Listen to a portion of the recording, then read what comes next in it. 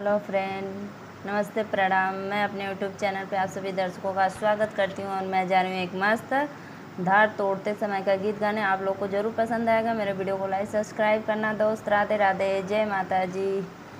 हंसी हंसी कामन दुल्हा हथवा फैलावे जी, रोई रोई कामन भैया धरिया गिरावे जी, रोई रोई कामन भैया धरिया गिरावे जी, रोई रोई कामन भैया। हंसी हंसी कामन दुल्हा हथवा फैलावे जी, रोई रोई कामन भैया धरिया गिरावे जी, रोई रोई कामन भैया।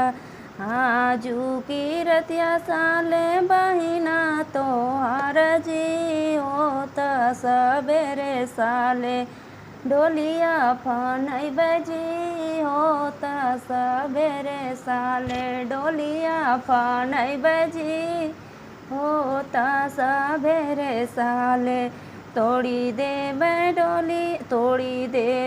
डोलिया भगाई देब कहार जी, छीनी लेब आपन दीदी जैबा सार माई जी, छीनी लेब आपन दीदी जैबा सार माई जी, छीनी लेब आपन दीदी।